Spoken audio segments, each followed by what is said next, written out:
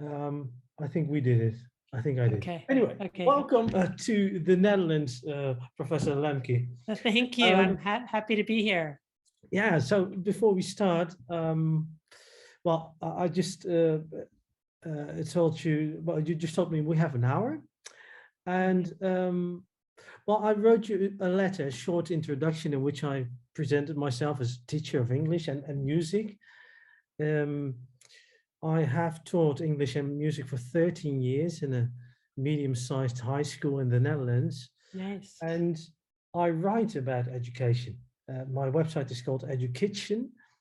And my prime goal is to look for best practices, look for stories, look for ideas that can improve education. So Yeah. I've interviewed many great thinkers like Noam Chomsky, Philip Zimbardo, Diane Ravitch, people who really think about improving education and the world.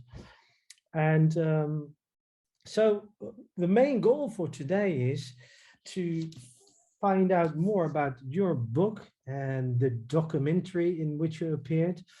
And what I would like to find out is ways in which teenagers and adolescents are exposed to addictions and how we can recognize addictions and what we can do as parents, what we can do as teachers, and how we can serve students as educators into, well, combating these addictions. So I think this might well be a very important interview, and I hope to find out, especially for my students, what we can do to make them, well, resistant or resilient when we talk about addictions. So that's the main goal of this interview. Yeah. So before we start, do you have any questions for me? No, I mean, it sounds like you're, yeah. Are you still teaching? You still teach? I am. I'm still teaching, yes. And it's in a public school system? It's a public school, yes. Nice. Great. And in England, that means public is private, but in the Netherlands, public is really public. Public, okay. And what subject do you teach? Music and English. Oh, very nice. So I'm a musician by trade. Actually, I'm a flamenco guitarist. Oh, gosh, that's wonderful. Yeah, I studied flamenco guitar for 5 years in a conservatory in Rotterdam. So that's my main trade, guitar player.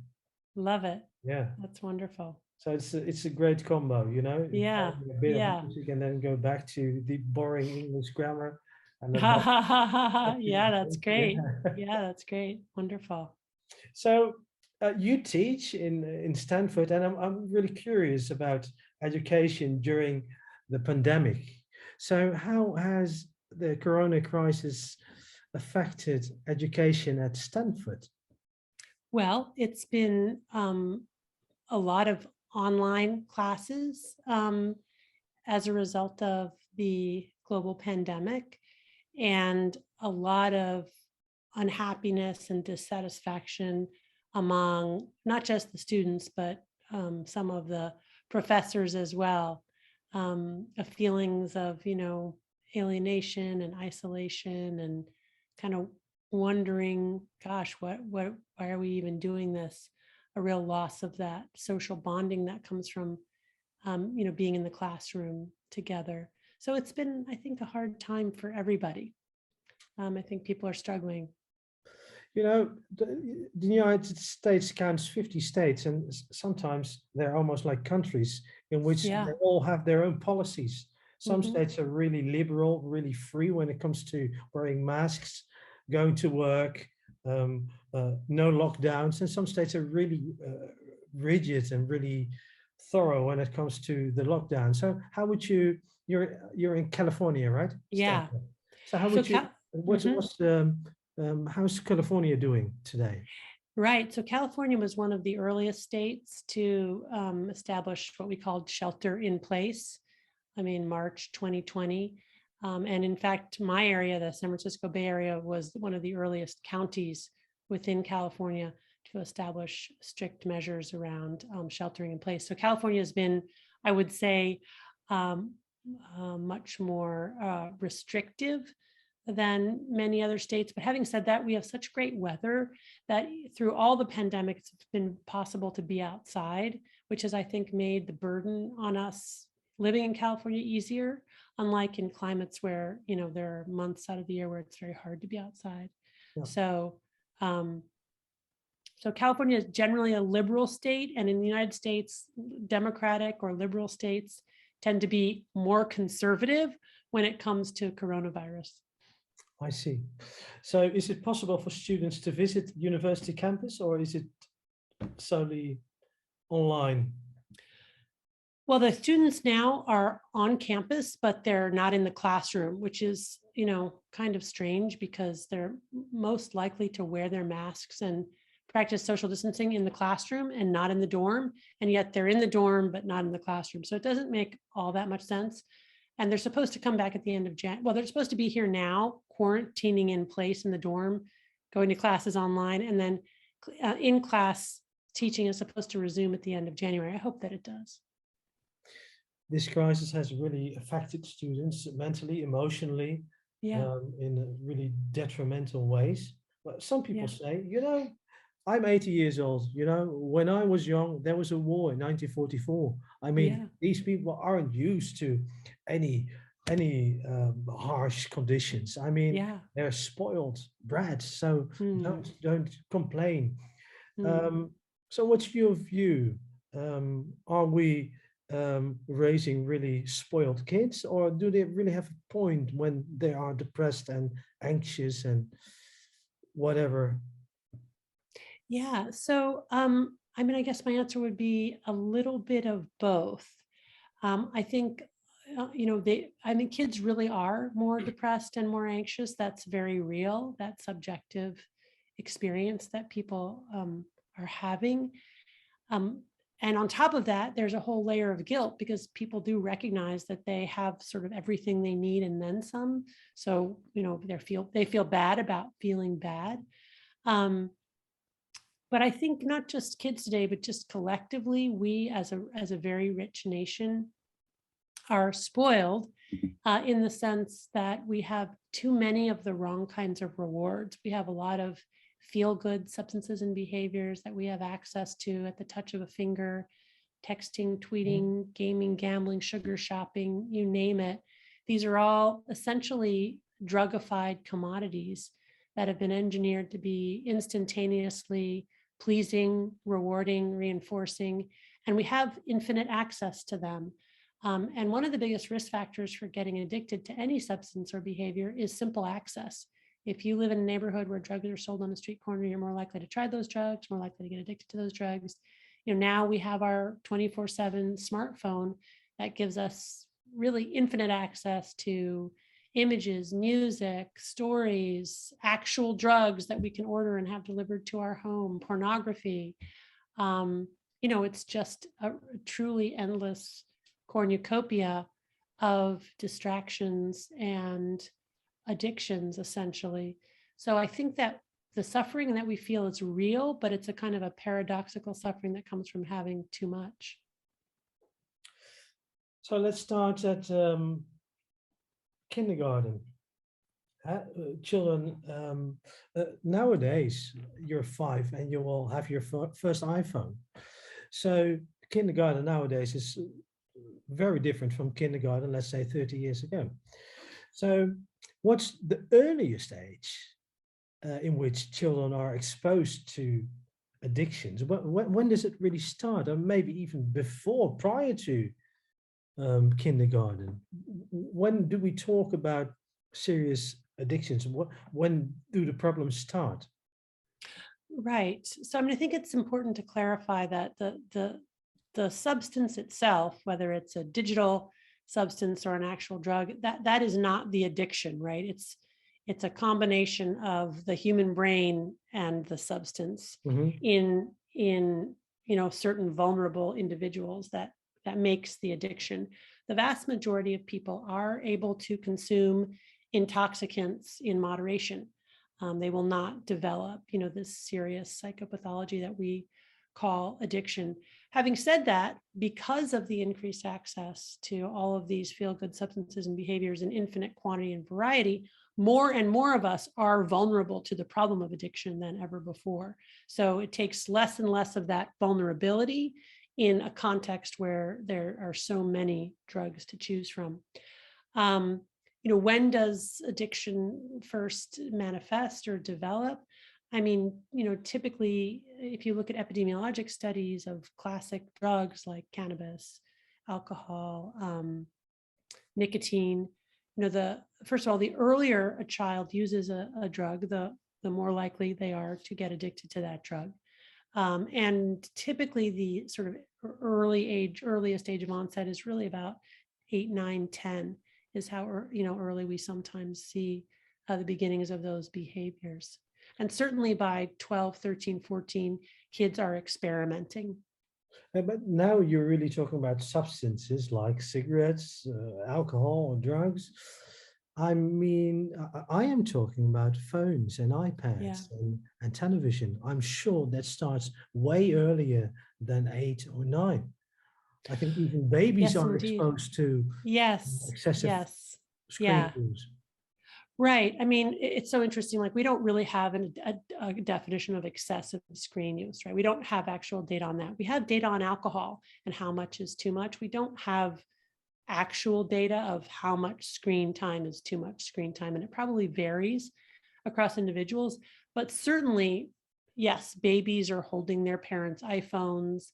I remember an anecdote about somebody who was sitting next to a toddler on a plane who had been playing with their iPad and the battery ran out. So the mother took the iPad away, gave her a book, and she kept pressing at the book. She didn't know how to actually literally open it to find the pages inside. So, I mean, that's the world we're living in. It's concerning. What I teach is that really kids under the age of 10 should not have their own devices. And if given a device, it should be supervised the entire time, and it should be for a limited amount of time, and it should be as a special occasion, ideally as some sort of family movie. But these are highly potent stimuli. And if you expose your kid to that early on, I do think it has a real and lasting and potentially adverse effect on the brain. America is really famous for technology, for screen use, for Netflix, for YouTube. Do you have any? Well, do you ever compare the United States to, let's say, the Netherlands or France or Germany when it comes to addictions? And now we're talking about screen use. Do you have any comparative data when it comes to screen use? Let's specify it to screen use. Yeah, so I haven't looked at comparative data of screen use between the United States and other countries, although I suspect that other rich nations in Europe, in Asia, are similar.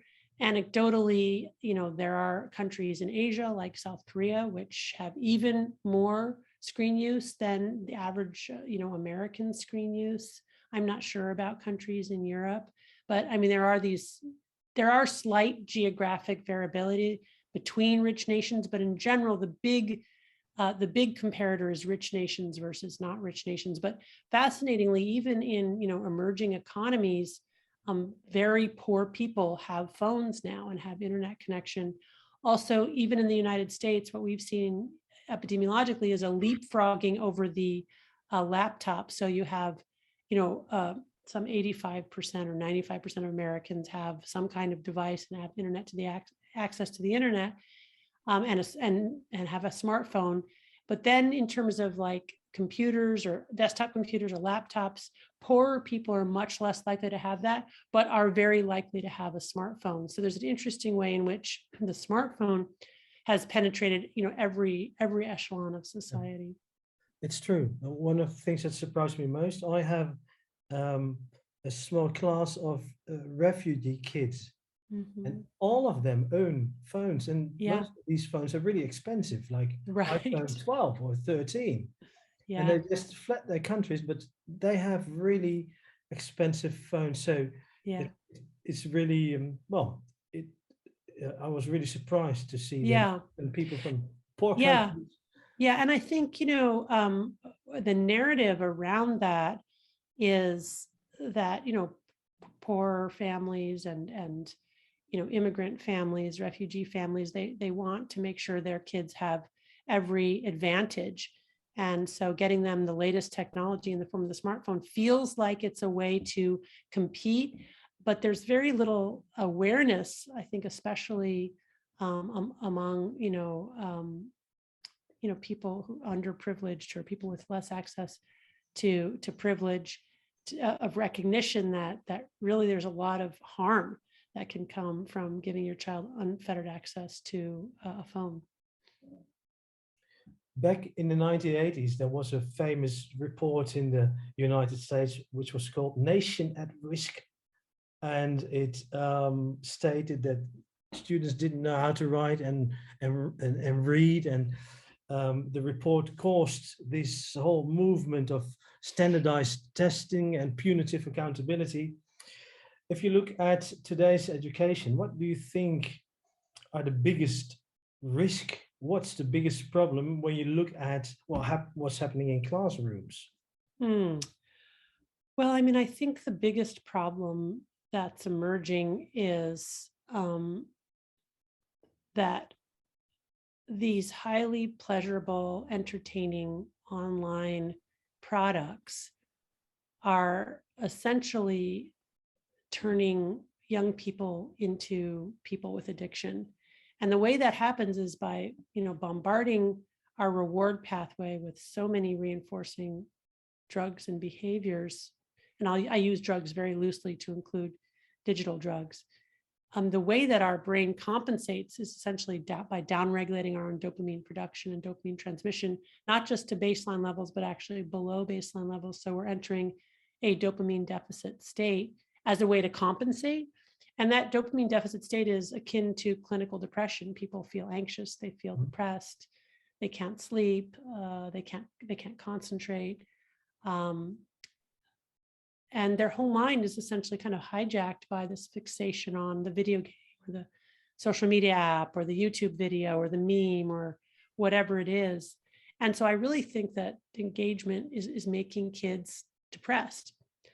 The other thing that I think it's doing is that it's depriving kids of the ability to tolerate frustration, ambiguity, delayed gratification. Everybody wants the answer instantly, right away. They're used to getting it.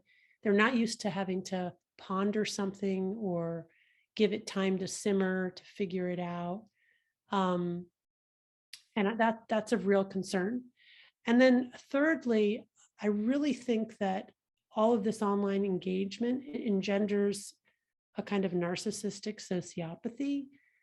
How exactly it does that, I haven't quite worked out, but I do see that kids are less empathic and less connected to sort of faith-based values and just sort of a moral compass in general. And I think what's happening there is that all kinds of deviant behavior is normalized online. Plus, again, just this function of being caught up in the matrix of the virtual world. When we come out of that, the real world seems very boring and impoverished and immaterial and uninteresting. And so there's a way in which people are really not engaged in the here and now.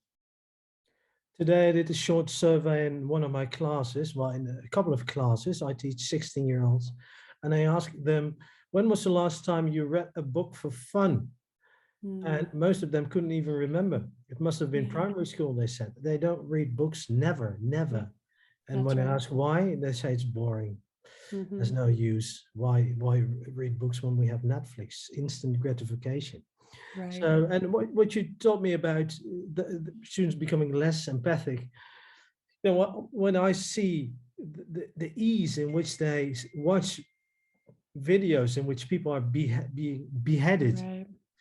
Girls being raped, people being shot, the easiness, it's normal. I'm really shocked when I see a video like that still. But they just swipe to the next video. So I see what you mean by Yeah. students becoming less and less empathic. You know, I read about this study that did about the survey in which the conclusion was that students couldn't read emotions without emoticons.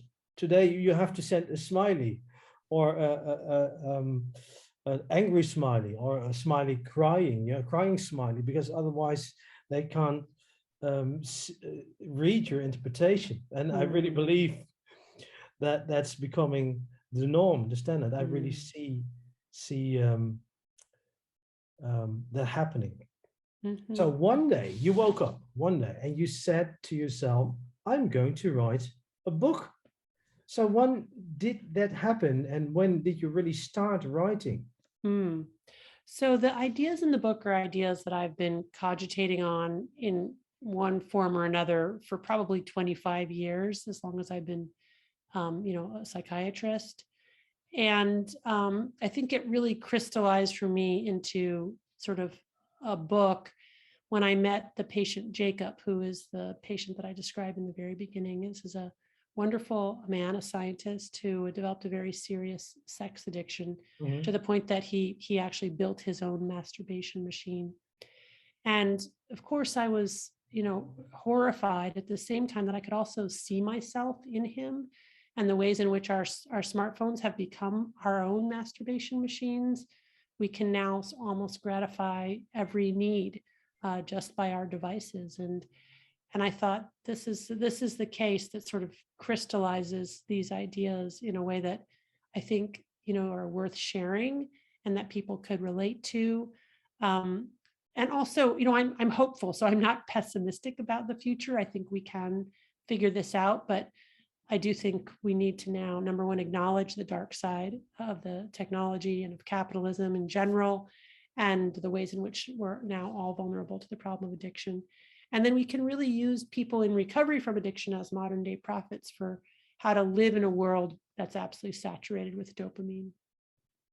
So the book is titled Dopamine Nation. Was this um, the first title you had, or were there several options?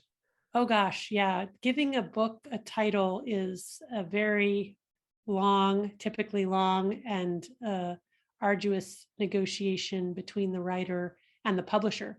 Yeah. Um, and we went through many, many, many iterations: Dopamine Nation, Dopamine Generation, Dopamine Rainforest, the Pleasure Pain Balance, Dopamine Overload. I mean, you can just imagine.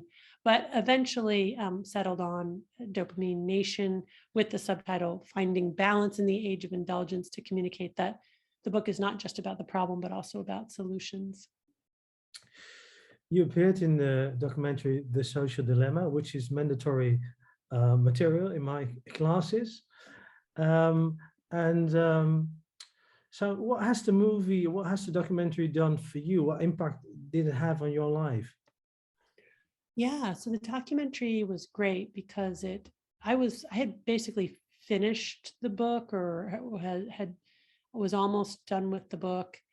And it was just great the way that the documentary raised awareness Mhm. about the problem of, technology and tech addiction, and, privacy issues, and all the other layers of complexity and potential harm, with technology.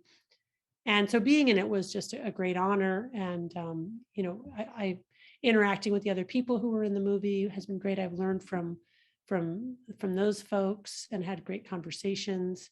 And then been able with them together to try to continue to amplify those messages. We've done a bunch of talks and panels. And then at some point, my book came out. Um, and of course, having been on the social dilemma, I think also helped raise the profile of my book, which has been great. Um, but it's just nice to know that collectively we're sort of all coming to the same conclusions or similar conclusions, and trying to get other people to see and make changes. Does it work? Does it Um, resonate with other people? Because I watched the documentary. I have watched it several times, and I do a survey on phone use every single year.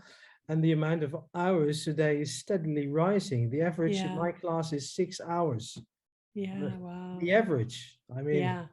Yeah. Yeah. so it doesn't really make a great impression. And when the bell rings and the break starts, my students are sitting in a row, sometimes 10 in a row, just Yeah. watching their phones. They're not talking. Yeah. I So know. we all know, we all watch the documentary, we all consumed all the information, we know the dangers, but still we don't change our behavior. So Yeah. does your message resonate, do you think? Mm. Well, here's the thing, and I can relate it to treating addiction clinically for, a number of decades. Very often, I will have discussions with my patients about all of the harms of their addictive behaviors, and they'll listen, and then they'll go away and not change their behavior, and I may not see them again for a while. But then they'll come back and they'll say, I didn't really, I heard you, but it didn't really change my behavior until 2 years later when such and such happened. And then I remembered what you had said, and then it all kind of clicked. And then I decided to make behavior change. So, first of all, that's just a way of saying behavior change is a slow process, especially when you're dealing with a compulsive, addictive behavior. Oftentimes, it takes actual consequences in someone's life for them to get the activation energy, to take the problem seriously, to invest the significant time, effort, and courage that it takes to change that behavior. But that it's not necessarily wasted breath now, like what you're saying as a teacher. You might think it's not going in, but it is on some level going in. And you may not see the fruits of your labor until long after your students have left your classroom. So don't underestimate the impact of what that you're having, and how it might change someone's life, even if you can't see an immediate change. I see. As a teacher and as a parent, I think it's important to be able to recognize addiction in an early stage. So, what tips do you have for teachers when it comes to recognizing any kind of addiction in classroom? Yeah. hmm Well, it used to be that we looked for school performance to go down as a marker of drug use or addictive behaviors. And in some kids, that's definitely true, but it's also true that for other kids, their achievement and their addiction go hand in hand. And that we will never see, at the beginning of their addiction, the evidence of the addiction in their grades or in their performance. What we have to look for is more subtle signs and symptoms. And what I would put at the top of the list actually is lying. So if you've got a kid who lies to you, even about small things, that's something to worry about in terms of addictive use. Also, what I would call aberrant behavior, or like sudden, a kid who's really reliable and maybe even the star, and then one day just doesn't show up and doesn't really have an adequate explanation. That's definitely something to consider, that there's addiction involved in that, because that happens periodically. We think we've got our use under control, and then something happens and we have an episode, and then we have to, of course, lie about it or whatever it is. So those are two maybe slightly unconventional things to look for, in your students, if you're wondering how to target addiction. Are you involved in any national programs to combat addictions in classrooms? Or do you know of schools who have successfully implemented these kinds of programs? Yeah, so I have been involved in state programs, local state programs, speaking at the schools to try to raise awareness and educate. And we're in fact hoping to turn Dopamine Nation to come up with a teen version of it for like 12, 13-year-olds, 14-year-olds, to teach them about the brain science. So those are sort of a national initiative. In terms of what's worked nationally in terms of intervention programs, so we kind of know what doesn't work. And what doesn't work is if you just go into the classroom and talk about how terrible drugs are, and how they can really mess you up, and how dangerous they are, because for a teenager, that then sounds exciting. Like, oh, let me give that a try. So we've stopped doing that. Instead, what looks like does work is classroom interventions that don't necessarily even mention drugs per se, but instead promote pro-social behavior. So there's a study called the good behavior game, where they went into at-risk schools with a bunch of kids who were not performing, and instead of talking about drugs and alcohol, boo, scary, what they did instead was really focus on empathy, focus on civic discourse, responsibility, punctuality, things like that, as sort of meta strategies, honesty, to help people kind of regain a moral compass. Now, in terms of phones and tech addiction, I don't know of any national programs or data on what works or doesn't, but what I can tell you is here in the Bay Area, there are Waldorf schools which don't have very minimal screens and technology, and all the big CEO techs send their kids to those schools. Yeah. So that speaks volumes right there. I really wish that the schools would be more proactive in making sure that the kids don't have their phones in the classroom, and maybe even don't have them, in the school, or at least trying to create, phone-free and screen-free spaces for learning. In France, phones are prohibited in classrooms. They have to be Well, in a locker or safe. But that's great. I didn't know that. yeah, by law, actually. I don't know Yeah. if people obey the law or if it works at all, because the students are really inventive. They will put a mock phone in their locker and use the other phone to Sure. text anyway. But at least you have a law to Right. use in classrooms, and if you don't have anything, it's really difficult. So you talked about a teen version of Dopamine Nation. How Yeah. would it differ from this version? Well, it's going to be highly illustrated, maybe even potentially kind of graphic novel-like. We're still in the early stages, but that's sort of what we're envisioning. Yeah, nice. One of your colleagues, Philip Zimbardo, wrote this book, which reminded me a bit of some chapters in your book, Man Disconnected. Yeah. The subtitle is How the Digital Age is Changing Young Men Forever. And he has this project. It's called the Heroic Imagination Project. Oh. And he visits schools and he talks about growth mindset. He talks about the bystander effect. And he talks about all kinds of psychological principles that can serve you really well in life. So I think a teen version of Dopamine Nation would be very useful. How would you explain the concept dopamine to a 12-year-old kid? Because you explained it, I think, a gazillion times. I've listened to many podcasts, but let's pretend I'm a 12-year-old and you have to explain it to a 12-year-old. Yeah. So I would say to a 12-year-old that we have chemicals in our brain. Our brains make these chemicals. Chemicals are just really small collection of atoms, small little particles. And that dopamine is really important to the experience of pleasure and reward, and that it helps the neurons communicate. So neurons are these long spindly cells that essentially allow us to have our thoughts and our emotions. They work in these circuits. They kind of talk to each other end to end, sort of like maybe a telephone circuit or something. But that the neurons have a little gap between them. There's a space between them, which is called the synapse. So that means that when an electrical signal goes into one neuron, it really can't transmit that signal to the next neuron because of that space or that gap.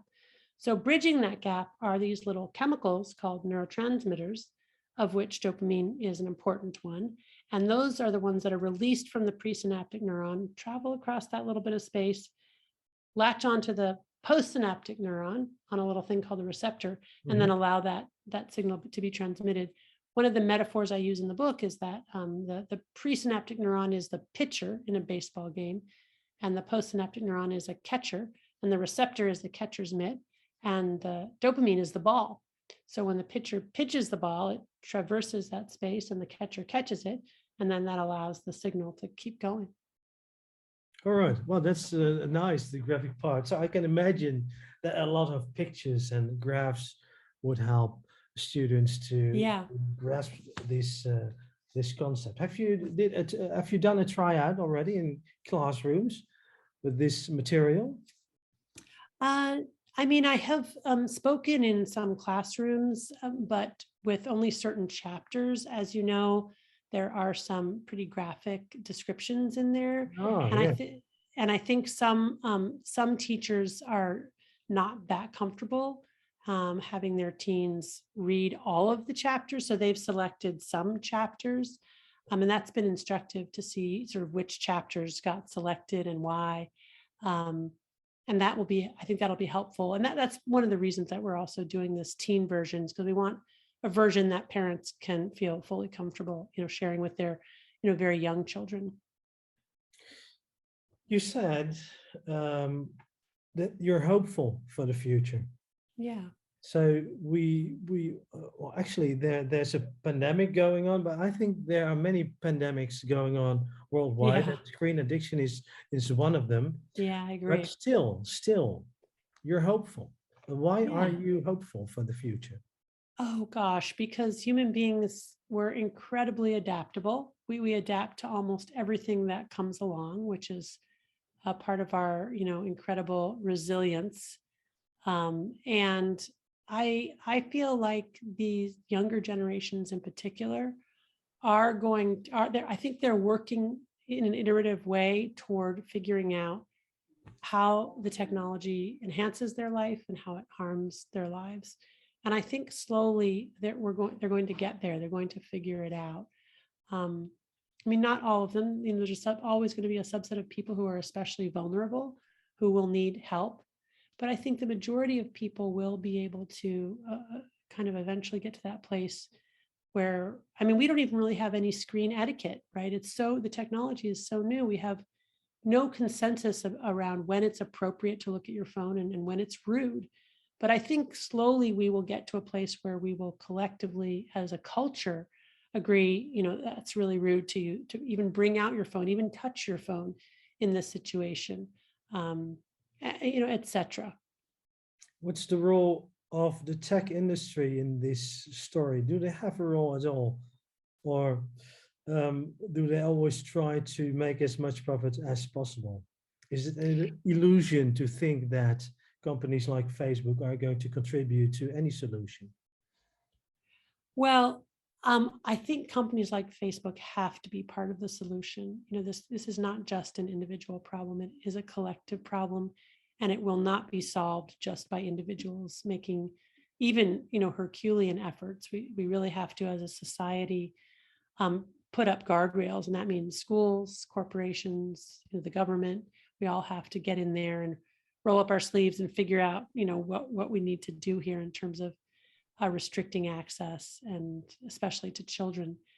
But at the same time, it's the corporations, their entire business model is to keep people clicking and swiping, and their entire AI algorithm is to learn people, to keep people clicking and swiping. So it's going to be really, I mean, it's hard to imagine, a scenario in which these corporations will voluntarily make these changes. I think what we need to do is find out how to wrap it around money, because money is what drives really almost everything in our society. And there are some obvious ways to do that. So for example, if you started to say, well, you have to charge people for being online, and the longer they're online, the rate goes up. I mean, people would get off of a lot of apps really, really quickly if they weren't free. Or you could do what they've done with, cigarettes and say, we're going to tax the heck out of cigarettes. Yeah.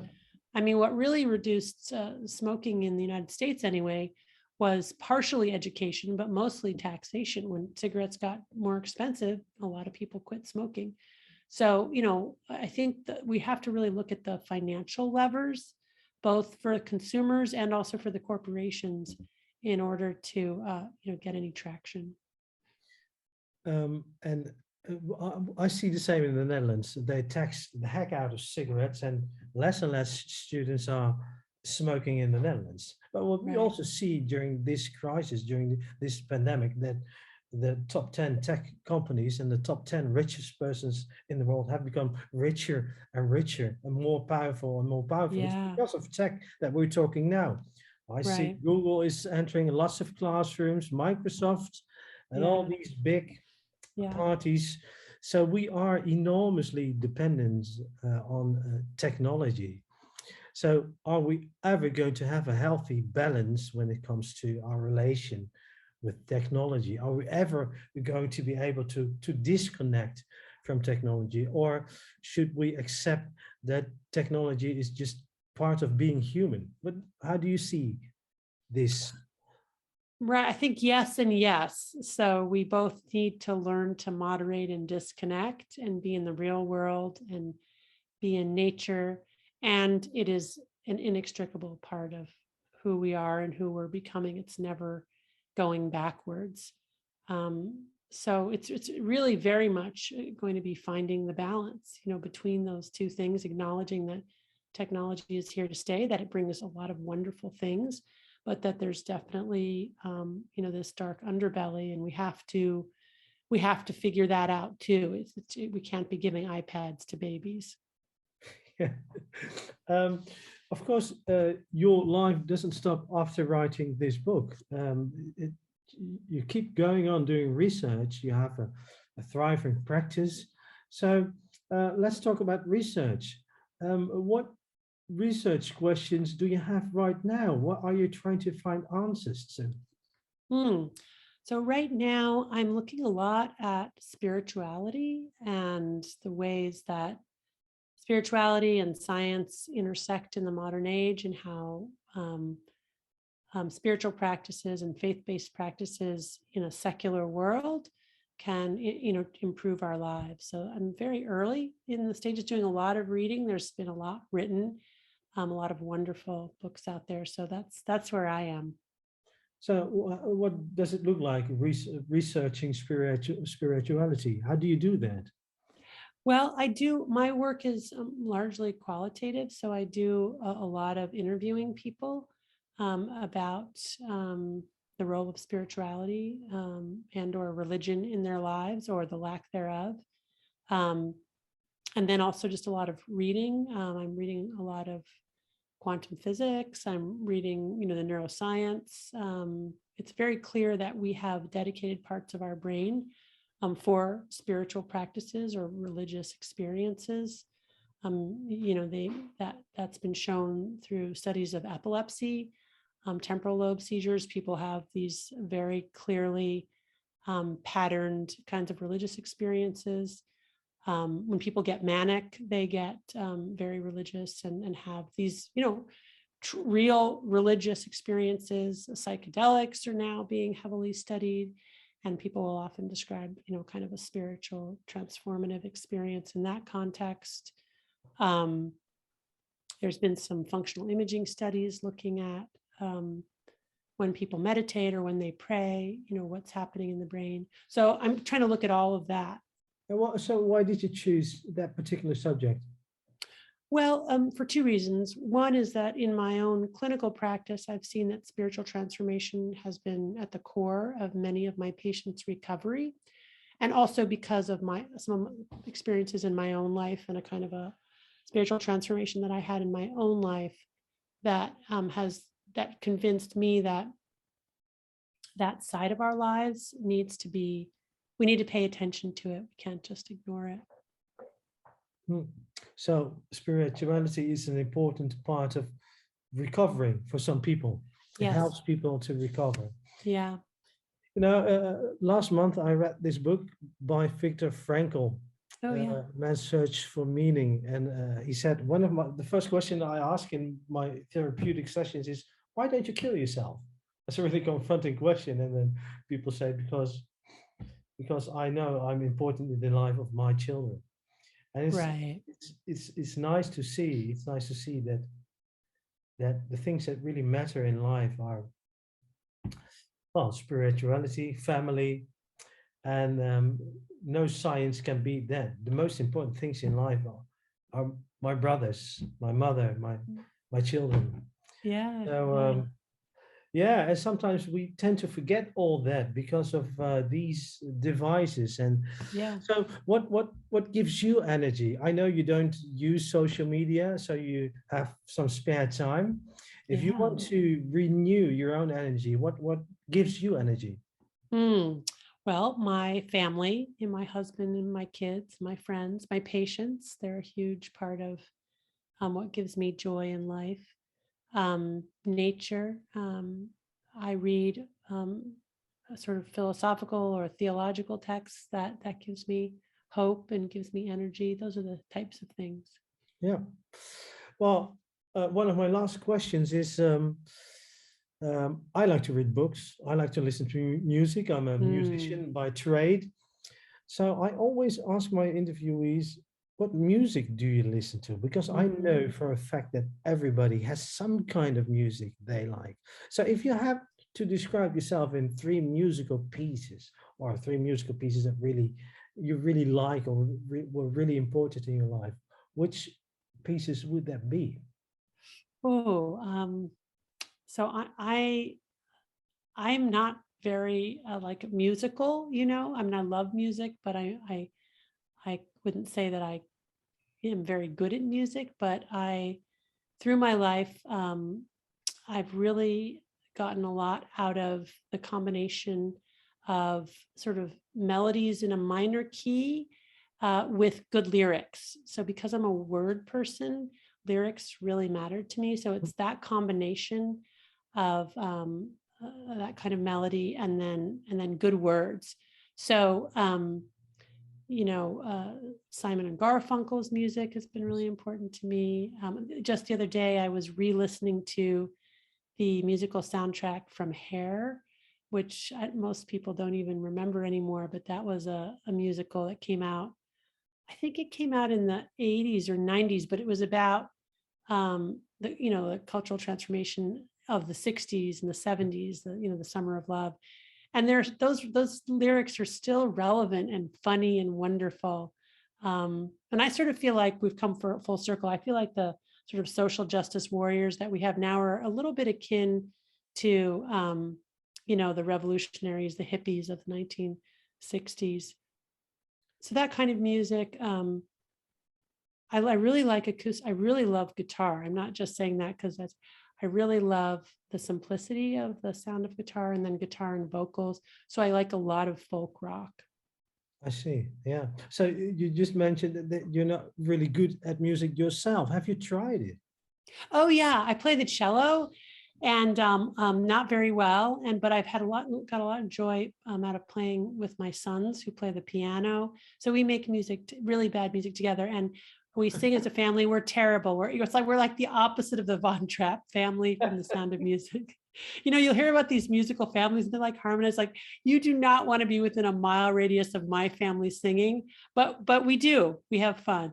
Oh, that's always what I tell my students. I have a small music school, and I think I have 15 students whom I teach apart from my work as a English teacher.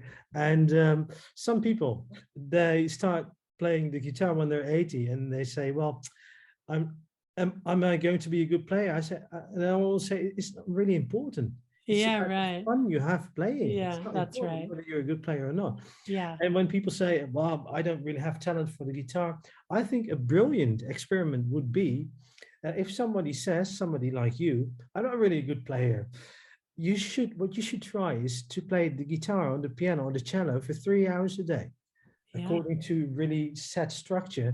Start with practicing your skills, and then I don't know, your chords, and try to play this song every day for 1 hour. I'm sure that when you play 3 hours a day, 7 days a week, that you will become a really good player. you know? Yes, yes. So I agree with you that there's nothing like what we call elbow grease or hard work to show us the benefits of improvement when we put in an effort over a long period of time. But I also think it's really important to acknowledge that some people are more talented than others. They are. They are. And it's just good to know what your limits are. It is. It is. I just want to say it's not the key ingredient, talent, because I know really You're talented right. people who don't study and they really don't use their talent as much Yeah. Oh, for as, sure. as What do they say? Talent without hard work is like gold in the mine. I don't know that proverb. I just read the book by Malcolm Gladwell, Outliers, Oh, and it yeah. talks about the 10,000 hour rule. If you study for Yes. 10,000 hours, you will master a Right. subject. So anyone who claims not to be a good musician should try it for 8 hours a day. Only we don't have the occasion or the possibility to do that. So my ultimate question is, who should I interview next? So let it sink in for a bit. Let it simmer. Yeah. Books. I know you mentioned your romance novel Mm. lots of times, but books that changed your worldview, really Hmm. changed the way you view the world. Could you mention three books that were really important for you when it comes to your worldview? Yeah. So actually, I read Man's Search for Meaning when I was a teenager, and that was a huge one for Yeah. me. Um, um, there's a book on writing called Clear and Simple as the Truth, which is an absolutely marvelous book, which is about more than writing, in my opinion. It's really about a deep philosophical idea that we can know the truth. And I absolutely love that book. A book by? I can't remember it has two authors. One of them is French, but it's called Clear and Simple as the Truth. It's a book on writing. It's on how to write well, but it's really about more than that. It's a very profound, to me, it was a profound book. And a book by Mark Epstein called Going to Pieces Without Falling Apart. He is a really wonderful writer and psychiatrist, and he's a Zen Buddhist. And he's written a series of books integrating psychiatry and Zen Buddhism. And I have not read his new book, but I understand he just came out with a new book, and that's who you should interview next. His name is again? Mark Epstein. Mark Epstein. I know his name. Yes. Yeah. Yes. Nice. Well, my last question to you, Dr. Lemke, is who should I interview next? Mark Epstein. Yeah, that's great, Mark Epstein. I'm going to write him an email and let's see what happens. Yeah. Great. Well, let me end by saying thanks to you. Thanks for your time. You were really generous and I really enjoyed your talk. And I'm going to show this interview in my classroom tomorrow because how exciting. When I told my students I'm going to talk to you, they find it really hard to believe that I'm going to talk to someone from Netflix. It's like I'm talking to a movie. So right. we were watching the documentary and I said, I'm going to talk to Dr. Lemke. No, really. So tomorrow I'm going to show the evidence. So okay, well, there you go. There you go. Really looking That's forward great. to it. So thanks for your generosity and well, good luck with all your future endeavors. Thank you, and thanks for having me on your show, and good luck with your students. Thank you. Have a good day. Bye-bye. Bye.